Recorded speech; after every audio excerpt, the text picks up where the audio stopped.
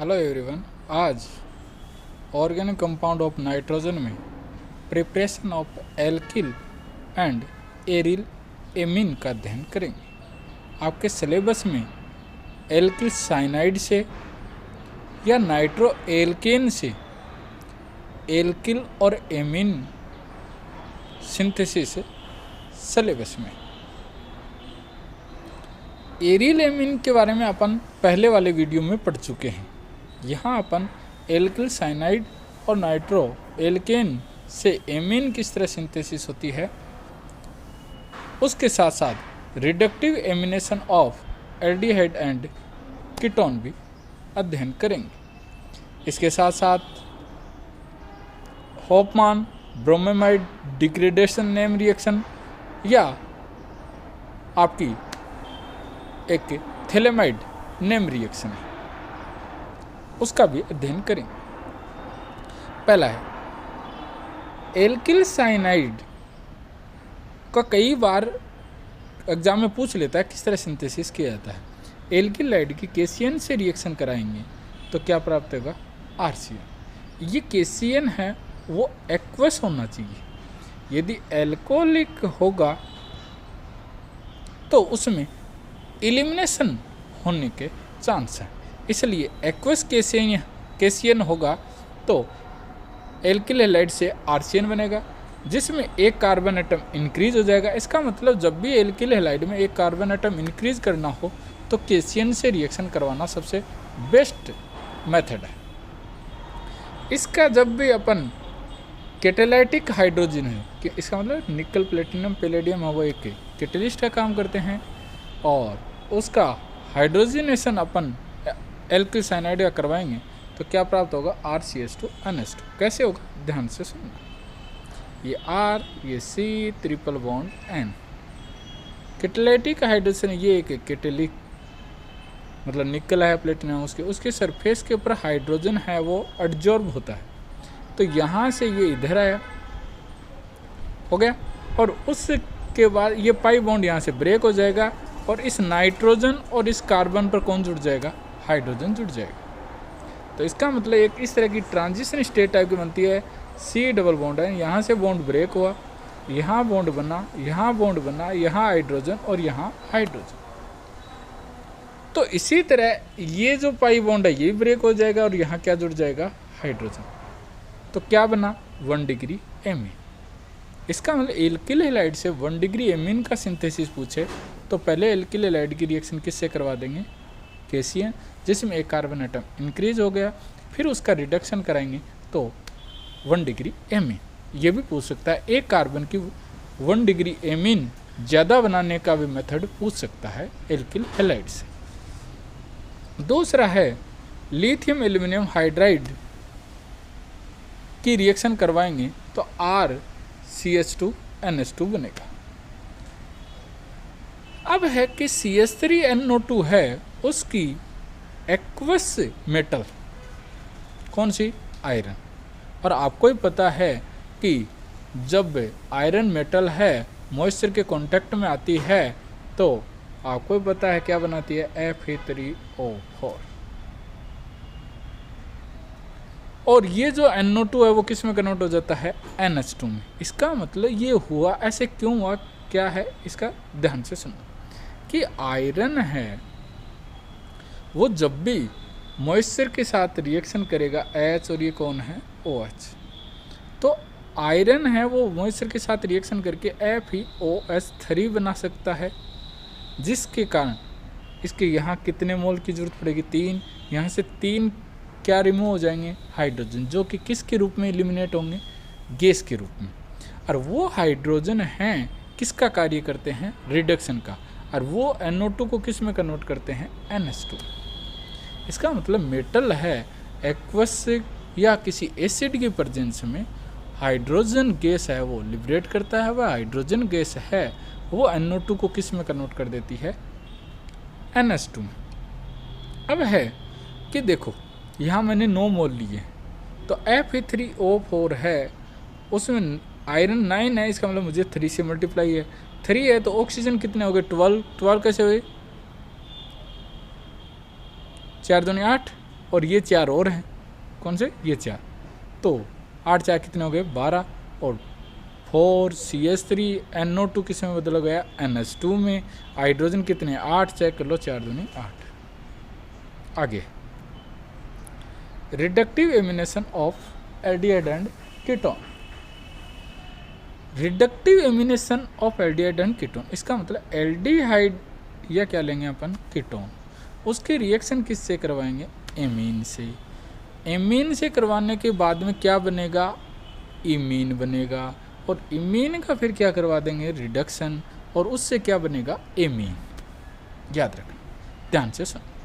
ये मान लिया मैंने कोई एल्डिहाइड है या कीटोन है, आर डेस की जगह कोई एल्किल ग्रुप लगा देंगे या उसकी जगह एच लगा देंगे तो एल्डिहाइड, यदि एल्किल ग्रुप लगा देंगे कीटोन। ध्यान से सुनो, अमोनिया एक न्यूट्रल मॉलिक्यूल है, वो यहाँ न्यूक्लियोफाइल के रूप में अटैक करेगा और ऑक्सीजन में कौन सा चार्ज आ जाएगा, नेगेटिव चार्ज। जो ही कार्बन के साथ नाइट्रोजन अटैच होगा तो इस नाइट्रोजन पर कौन सा चार्ज आएगा, पॉजिटिव चार्ज।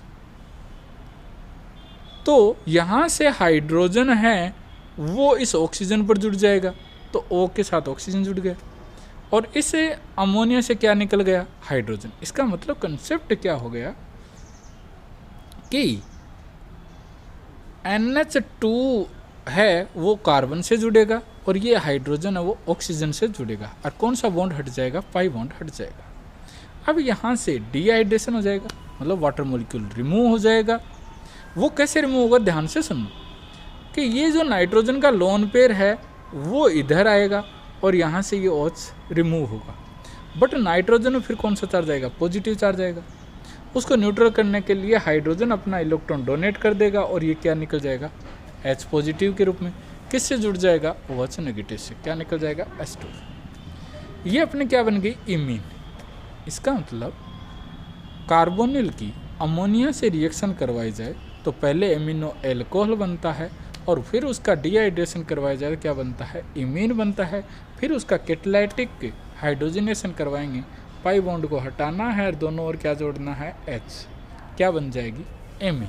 ये एमीन है वो कौन सी डिग्री है, यदि नाइट्रोजन है उससे डायरेक्ट कितने कार्बन जुड़े हुए हैं, 1, इसका मतलब कौन सी डिग्री एमीन है,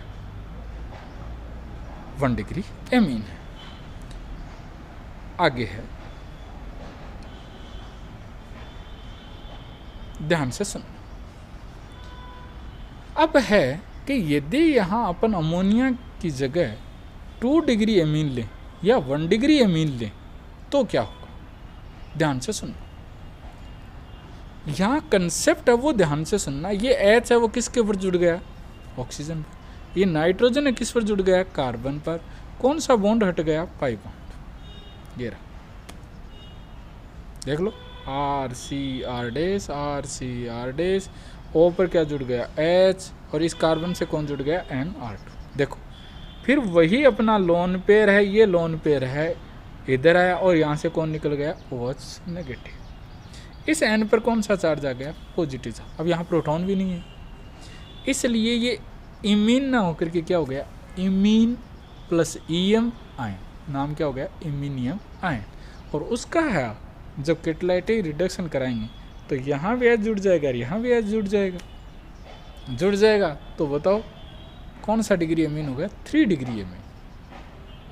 यदि यहाँ 1 डिग्री एमीन लेते तो यहाँ ये R हटा देते तो बताओ कौन सा डिग्री हो जाता, 2 डिग्री। इसका मतलब 1 डिग्री एमीन से कौन सा डिग्री होगा, 2 डिग्री। और यदि अमोनिया से कौन सा, 1 डिग्री, 1 डिग्री से कौन सा, 1 डिग्री, और 2 डिग्री से कौन सा डिग्री एमीन प्राप्त होता है, 3 डिग्री। इसका मतलब 1 डिग्री बढ़ जाएगी। अब आप ये कह रहे हो सर दोनों ओर ही आप एमीन का ही नाम ले रहे हो। अरे भाई पहले जब कार्बोनिल अमोनिया या अमोनिया डेरिवेटिव से रिएक्शन करेगा तो क्या बनेगा, एमीन या एमीनियम आयन। फिर उसका रिडक्शन करेंगे तो बननी तो क्या है, एमीन है। बट यहाँ अपन ने रिएक्टेंट में अमोनिया लेंगे तो कौन सा डिग्री एमीन, 1 डिग्री। यदि 1 डिग्री लेंगे अमोनिया, 1 डिग्री एमीन लेंगे तो कौन सा डिग्री एमीन प्राप्त होगा, यहाँ 2 डिग्री। एक H की जगह क्या लगा देंगे, R। बट यदि यहाँ 2 डिग्री एमीन लेंगे तो प्रोडक्ट के रूप में अपन को कौन सा डिग्री एमीन अब तो होगा 3 डिग्री, 1 डिग्री बढ़ जाएगी, ये ध्यान रखना। अब है आगे गैब्रियल थैलेमाइड सिंथेसिस, बहुत ही इंपॉर्टेंट है और आराम से समझना क्या है ये रिएक्शन। एक गैब्रियल नाम करके एक साइंटिस्ट था, उसने थैलेमाइड, यह है थैलेमाइड, उसके थ्रू 1 डिग्री एमीन, और वो भी कौन से, एलिफेटिक 1 डिग्री एमीन का सिंथेसिस किया, एरोमेटिक का नहीं किया जा सकता। ये रहा। आपको पता है सबसे पहले रिएक्शन एसिड बेस है, OH ने इस प्रोटॉन को पिकअप किया, N पर कौन सा चार्ज आ गया, नेगेटिव चार्ज, और K पर पॉजिटिव चार्ज। इसका मतलब ये अब है जो न्यूक्लियोफाइल के रूप में कार्य करेगा। ये न्यूक्लियोफाइल के रूप में, देखो स्ट्रॉन्ग न्यूक्लियोफाइल नहीं है, वीक न्यूक्लियोफाइल है। कैसे? क्योंकि ये नाइट्रोजन पर नेगेटिव चार्ज है, वो दोनों और कार्बोनिल से क्या हो सकता है, डीलोकलाइज्ड हो सकता है। यहाँ इलेक्ट्रॉन डेंसिटी क्या है, कम है। बट ये जो नाइट्रोजन है उस sp3 कार्बन पर अटैक करेगा जिस पर हेलोजन जुड़ा है, sp3 कार्बन पर, और यहाँ से Cl हट जाएगा। इसका मतलब नाइट्रोजन से डायरेक्ट कौन जुड़ जाएगा, CH3 जुड़ जाएगा।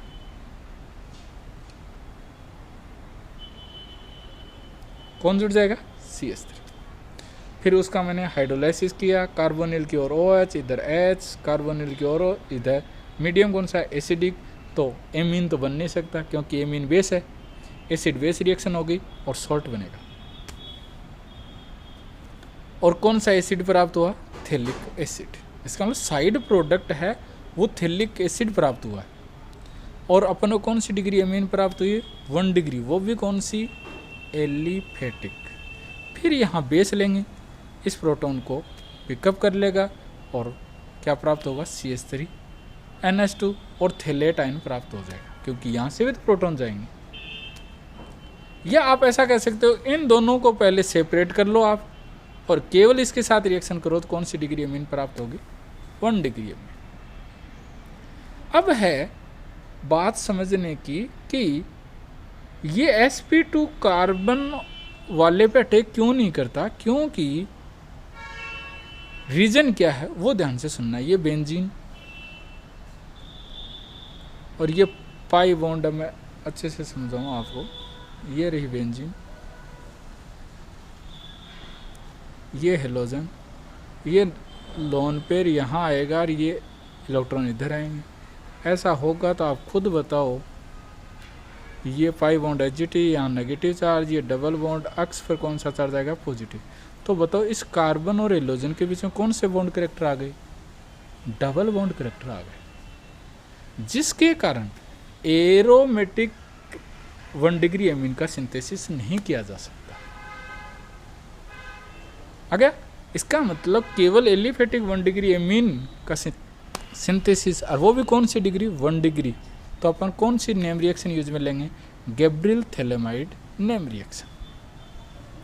अब है कि देखो, जब भी यहाँ न्यूक्लियोफाइल के रूप में अटैक कौन कर रहा है, sp3 कार्बन पर N, इसलिए कार्बन sp3 कार्बन जिसके ऊपर हेलोजन जुड़ा है उससे डायरेक्ट कौन जुड़ेगा, N जुड़ेगा। इसलिए कौन सी डिग्री एमीन है, वो 1 डिग्री में। अब आप ये कह सकते हो सर 2 डिग्री एमीन क्यों नहीं बनेगी, यहाँ एल्किल ग्रुप होने के कारण स्टेरिक हिंड्रेंस होगा, और स्टेरिक हिंड्रेंस होने के कारण ये न्यूक्लियोफाइल है वो इसके ऊपर इजीली अटैक नहीं कर सकता।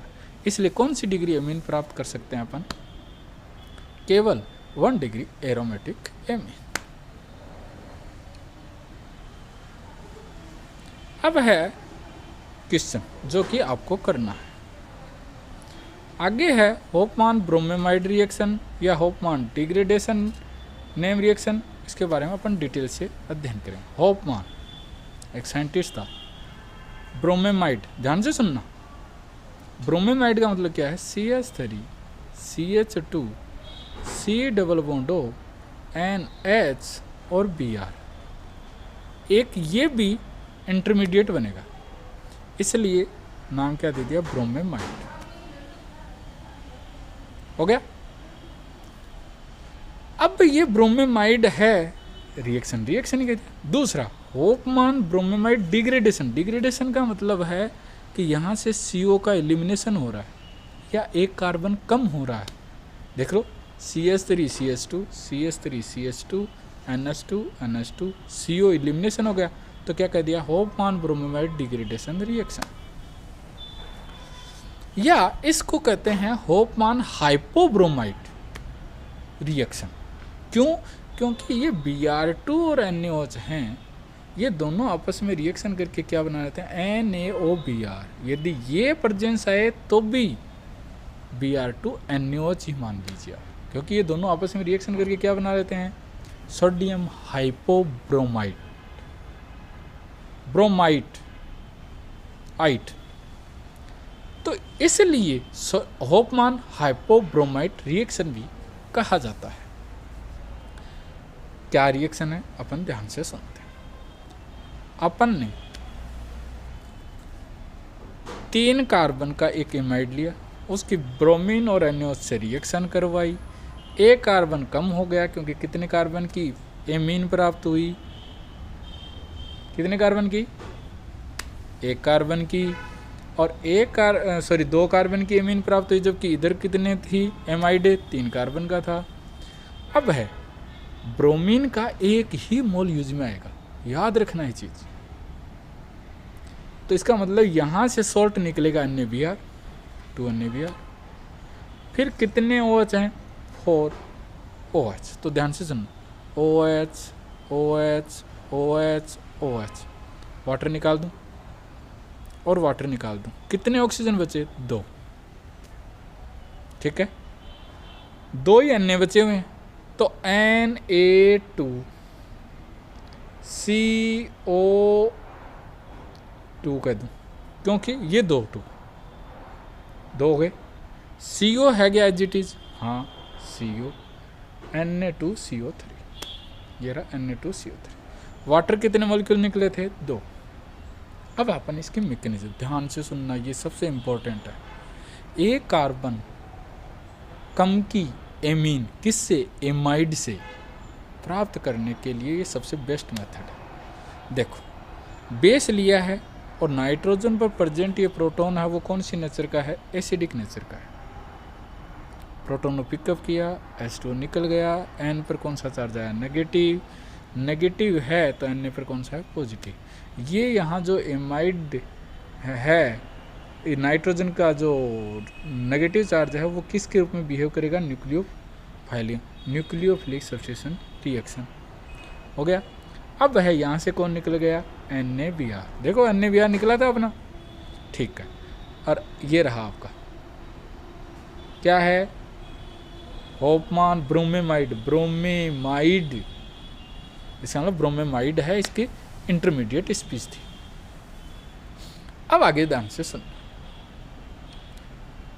अब है क्या इस नाइट्रोजन में फिर से प्रोटॉन है, हाँ है, तो ये NaOH है, OH आयन इस प्रोटॉन को पिकअप करेगा, H2O निकल जाएगा, N पर कौन सा चार्ज आ जाएगा, नेगेटिव चार्ज।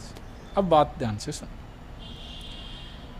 अब नाइट्रोजन पर नेगेटिव चार्ज आने के कारण उसकी साइज बढ़ जाती है और इलेक्ट्रोनेगेटिविटी कम हो जाती है, तो यहाँ से कौन निकल जाएगा, Br नेगेटिव के रूप में निकल जाएगा, NaBr, और N न्यूट्रल हो जाएगा और एक इंटरमीडिएट स्पीसीज बनेगी एसाइल नाइट्रीन। देखो एसाइल का मतलब RC double bond O, N 2 lone pair, तो इसको कहते हैं एसाइल, इसको कहते हैं नाइट्रीन।